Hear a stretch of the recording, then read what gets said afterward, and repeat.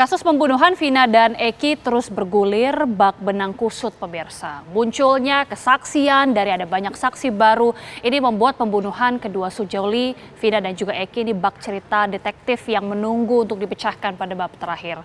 Kali ini kami akan mengajak Anda kembali melakukan sedikit penelusuran. Kita akan kembali pada tahun 2016 berdasarkan fakta persidangan tentunya, supaya Anda mungkin bisa terbayang di mana-mana saja sebenarnya lokasi kekerasan yang terjadi pada tahun 2016 dan juga berapa jarak antar lokasinya. Kita langsung hadirkan untuk Anda pemirsa, ini adalah titik-titik lokasi seperti yang kita ketahui bersama bahwa jasad Vina dan Eki pertama ini ditemukan di flyover Talun Cirebon. Jadi lokasi ini berjarak 1,1 km dari SMP Negeri 11 Cirebon dan juga lahan kosong lokasi TKP para pelaku ini melakukan aksi kekerasan. Dan jika menggunakan kendaraan bermotor, waktu yang diperlukan ini hanya sekitar 3 menit saja pemirsa. Ini kami hadirkan untuk Anda bagaimana jarak antara flyover Talun, lokasi pertama ditemukannya, kemudian juga SMP 11 Cirebon, 1,1 km, waktu tempuh hanya sekitar 3 menit. Kita akan mundur ke belakang, bagaimana para pelaku ini yang berjumlah ada 11 orang sesuai dengan fakta persidangan tentunya. Pertama ini juga berkumpul di depan sekolah Madrasah Aliyah Negeri 2 Cirebon atau MAN 2 Cirebon pemirsa. Saat itulah kemudian melintas Vina dan juga Eki. Kemudian dikejar hingga ke depan SMP Negeri 11 Cirebon. Untuk jarak dari MAN 2 ke SMP Negeri 11 ini hanya sekitar 110 meter pemirsa. Jadi sebenarnya tidak jauh para kelompok ataupun para pelaku ini mengejar kedua korban dan kemudian seperti yang kita ketahui ini disebutkan berhasil memepet motor yang dikendarai oleh Vina dan juga Eki.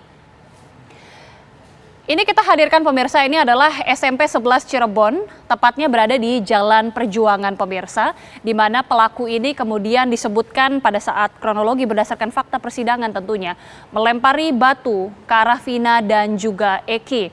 Ini adalah lokasi yang kita ketahui bersama sangat sering diulas, dibahas juga kemudian oleh dari pihak penyidik maupun dari para saksi mata bahwa ini adalah salah satu lokasi yang cukup signifikan karena disinilah para pelaku ini melempari batu ke arah Vina dan juga Eki yang pada saat itu melintas, tepatnya di Jalan Perjuangan. Kita juga akan melihat bagaimana seberapa jarak atau seberapa jauh jarak antara lokasi pertama di SMPN 11 Cirebon yang kemudian menuju ke rumah Pak RT. Rumah Pak RT ini juga adalah salah satu lokasi yang juga krusial karena diketahui disinilah para atau 5 terpidana ini menginap. Yang disebutkan sempat mabuk, kemudian juga minum minuman keras, lalu pada malam hari mereka menginap di rumah Pak RT.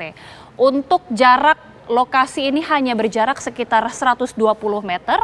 Dan diketahui juga berdasarkan kesaksian dari rekan-rekan terpidana sebelum mereka menginap di ketua RT atau rumah ketua RT, para terpidana ini seperti diketahui pemirsa sempat berkumpul kemudian minum minuman keras di warung Bu Nining. Jadi mereka ini sempat menongkrong dulu, sempat berkumpul dulu di rumah Bu Nining, barulah kemudian pada akhirnya mereka ini semua menginap di rumah Pak RT. Disebutkan ada sejumlah terpidana yang juga menginap di sana. Kita hadirkan selanjutnya pemirsa.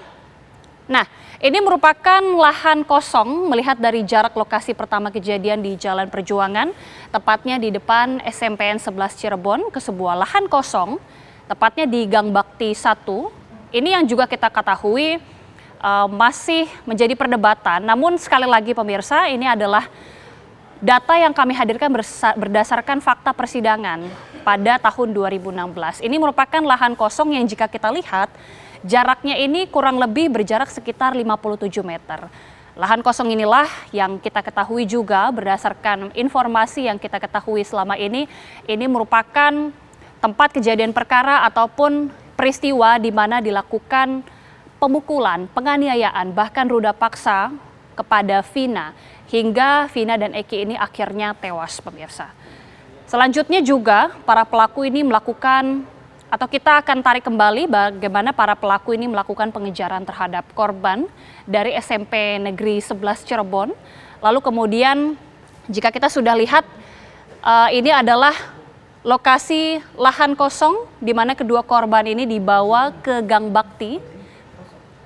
Inilah yang dilakukan penganiayaan, kemudian juga ruda paksa kepada Vina oleh 11 pelaku ini. Ini merupakan lokasi yang sangat sering disebut, bahkan juga kita sempat terdistorsi karena begitu banyak informasi yang menyebutkan lokasi ini juga adalah lokasi yang fiktif, pemirsa. Namun berdasarkan fakta persidangan, ini adalah lokasi tempat dilangsungkannya penganiayaan dan juga ruda paksa kepada Vina hingga akhirnya Eki pun dinyatakan tewas dan juga Vina.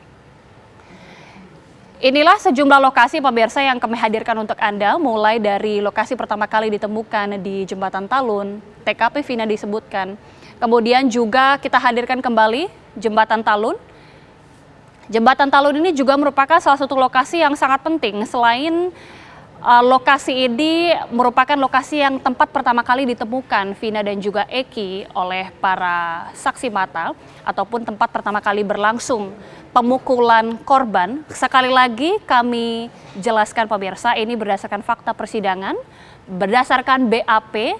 Namun kemudian kita ketahui sejumlah saksi ini kemudian membantah, bahkan atau dibantah oleh para tersangka. Kita hadirkan, pemirsa, ini berdasarkan fakta persidangan di mana di lokasi ini korban dipukul di sekitar Jembatan Talun, lalu kemudian dibawa ke lahan kosong Gang Bakti. Lokasi di Jembatan Talun ini juga merupakan lokasi yang sangat krusial karena pada saat pertama kali ditemukan, kemudian disenariokan atau direkayasa seakan-akan Vina dan Eki ini merupakan korban kecelakaan, pemirsa. Dan sekali lagi ini data menurut BAP yang juga kemudian dibantah oleh para tersangka. Selanjutnya, pemirsa, kita juga akan menghadirkan ada sejumlah lokasi lainnya setelah tadi Jembatan Talun, di mana ini merupakan salah satu lokasi tempat tergeletaknya Vina dan juga Eki. Ini adalah lokasi-lokasi lainnya yang jika kita bisa ukur, pemirsa, jaraknya dari satu lokasi ke lokasi lain ini sangat dekat. Kita bisa bayangkan apabila ini terjadi pada malam hari, apalagi pada saat itu kita ketahui waktunya cukup malam, dan ini para pelaku dan juga korban ini bahkan menggunakan sepeda motor. Jadi kita bisa bayangkan sebenarnya untuk jarak tempuh ini untuk sekitar beberapa puluh meter, bahkan ada yang 1,1 kilometer saja, ini terpaut sangat dekat dan juga sangat cepat untuk berpindah dari satu lokasi ke lokasi lainnya. Sekali lagi, bagi pemirsa, data-data yang kami hadirkan ini merupakan data yang bersumber dari fakta persidangan, di mana kita ketahui para pelaku ini juga sempat melakukan pengejaran terhadap korban mulai dari SMP Negeri 11 Cirebon, lalu kemudian dibawa ke lahan kosong ketika sudah terjadi peristiwa pemukulan dan juga penganiayaan. Vina dan juga Eki ini dibawa ke lahan kosong, tepatnya di Gang Bakti, yang kemudian dilakukan penyiksaan ataupun penganiayaan, bahkan disertai dengan ruda paksa. Lalu setelah tak bernyawa, pemirsa, para pelaku ini membawa korban untuk kembali ke Jembatan Talun dan seakan-akan merekayasa bahwa ini adalah kecelakaan lalu lintas, sehingga pada saat pertama kali ditemukan oleh saksi mata, banyak saksi ataupun masyarakat sekitar yang mengira ini adalah korban kecelakaan. Berikutnya, pemirsa, kami juga akan menghadirkan seperti apa penelusuran dari tim kami di lokasi tepatnya pada kejadian di tahun 2016. Selengkapnya untuk Anda. Ya, jadi sebenarnya nggak terlalu jauh dari jalan raya di belokan atau di gang tempat saya berdiri tadi. Nggak jauh kemudian ada sedikit lahan kosong ya, pemirsa. Kita coba naik. Berdasarkan keterangan atau tuntutan jaksa adalah lokasi di mana pengeroyokan, kemudian juga penganiayaan dan pemerkosaan terhadap almarhumah Vina dan juga disaksikan serta dilakukan penganiayaan terhadap almarhum Eki ini dilakukan di sini. Informasi tadi saya juga sempat berbincang dengan sejumlah warga begitu ya, bahwa di kiri ini adalah memang dari dulu sejak tahun 2016 ini adalah showroom begitu. Yang dulu tingginya atau temboknya ini tidak seperti sekarang, tetapi separuh dari ini begitu ya. Kalau sedikit saya cocokkan di sini, ini memang ada bekas-bekas dari sambungan semen gitu. Jadi mungkin ini dulu tidak setinggi ini kondisinya.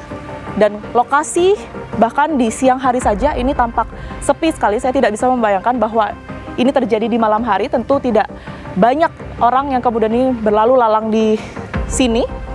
Dan informasinya memang pada saat rekonstruksi di sini para terpidana pada saat itu tidak dihadirkan secara langsung karena informasinya mereka memang tidak mengakui adanya perbuatan penganiayaan dan juga pemerkosaan tersebut, termasuk adanya lokasi ini begitu. Tidak ditemukan juga bekas darah di lokasi ini pada saat itu, tetapi proses dari rekonstruksi pun terus berlanjut dan hingga ditetapkan pada saat itu 8 terpidana atas kasus Vina dan juga Eki. Ya, berikut penelusuran dari tim KB Tiara Harahap yang kemudian menelusuri beberapa lokasi, namun memang berdasarkan juga informasi bahkan dari saksi mata yang tidak bisa disebutkan namanya, pemirsa, ini juga ada keterangan yang menyebutkan bahwa TKP yang sebenarnya adalah TKP yang hanya di Jembatan Talun saja. Bahkan juga ada sejumlah informasi dari para pelaku ataupun para terpidana yang mengatakan kemudian lokasi ini ataupun lokasi di Jembatan Talun ini merupakan lokasi yang salah, pemirsa. Sekali lagi kita juga masih terus menunggu bagaimana jalannya pemeriksaan karena masih ada sejumlah saksi-saksi bahkan juga upaya-upaya yang dilakukan oleh kuasa hukum untuk membela tentunya para terpidana.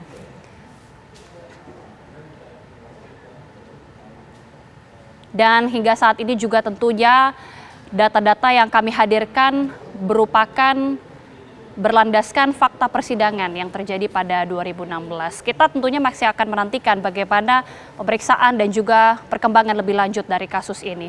Dan selanjutnya pemirsa, kami hadirkan inilah keterangan warga yang pada tahun 2016 ini berada di sekitar lokasi kejadian di mana tempat ditemukannya tubuh Vina dan Eki dan mengungkap adanya suara teriakan makian dengan deru sejumlah motor beberapa jam sebelumnya, pemirsa. Yang motor rame itu jam berapa? Sekitar jam 8 lebih ya. Bukan, yang sorenya. Iya, jam 8-an itu. Dari sorenya. Jam 8. Di suara tuh Bapak tadi bilang motor berjejer, itu motor berjejer di mana, Pak? di sebelah sana, motor sih masih Di hitam. pinggir maksudnya Iya, atau? di- Oh. Ya ngerti. Itu suara motor kenceng apa? Ya kenceng kan di brong itu suaranya. Oh. Bukan motor suaranya di brong. Pas bapak lihat sore jam 8 tuh bapak posisi di mana? Di sini saya turun lagi, kan baru jalan. Motornya kan masih jalan kalau jam 8. Tapi biasa nggak sih Pak kayak gitu Pak? Ya biasa, masalahnya biasa kalau malam minggu kan 2016 tuh banyak geng motor. Geng motor, ya, yang lewat sini juga Tapi, ya. Makanya bapak bilang itu biasa kan? Biasa, cuman kan suara ininya, makinya tuh. Yang bapak dengar. Makian apa, Pak, yang bapak dengar? Ya samar ya. Gitu tuh. Ada kata-kata kasar nggak? Enggak, suara gitu aja kedengarannya. Kalau bapak dengar tuh kayak ngejar orang nggak? Iya, kedengar orang. Hujan, sorenya hujan. Sebelum hujan itu, Pak, sempat kedengeran rame-rame juga nggak sih, Pak? Iya. Suara yang kedengaran tuh sore, kayak lari ke sana. Sore. Lari ke arah Cirebon. Iya, lari ke sana. Itu jam? Jam 8 lebih ya. Oh masih sore ya? Iya. Nah yang arah ke Sumber? Nah, sumber nggak kedengeran. Nggak kedengeran. Ya, suara. Maksudnya Soalnya suara dari motor aja. arah satunya ya, Bu ya? Nggak suara Arah seberang. kedengeran. Ngerti saya juga. Ada bunyi buah. Burak-burak sih terakhir. Jam? Terakhir jam 10. Bukan jam, maksudnya pas rame-rame pas arah ke Sumber tuh ada teriak-teriakan lagi nggak? Nggak Udah nggak ada. ada. Udah sepi, tapi suara motor banyak. Ya, suara motor. Terusan suara bledak kayak model lampu ini di Kayak Palu. gini, kayak apa ya? Ya. Bentar. Iya suara ini bledak gitu aja. Makanya saya naik. Nah, Bapak naik itu udah ada 2 korban itu ya, Pak? Iya. Mereka aja atau ada pelakunya? Nah, enggak ada. Udah enggak ada. Terus Ya enggak gitu? lama. Iya. Iya. Enggak lama. Hah? Iya. begitu. Berapa kali? Sekali. Nah, setelah bunyi beginian, Bapak sempat keluar lagi? Ya keluar lagi nengok terus nengok. Enggak lama datang dari Polsek Pasuruan. kalau orang ketabrak ya. Berarti pas kejadian Bapak sempat naik tuh? Naik, tapi dari sini aja tuh.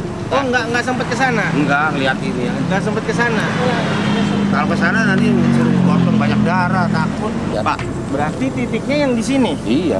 Kayak Pak Suroto bilang tuh, Ah, sama. Saya bukan lihat. yang di sana ujung jembatan Bukan. itu? Yang ditabur bunga kemarin? Bukan. Pokoknya keterangannya Pak Suroto, saya ikut sama.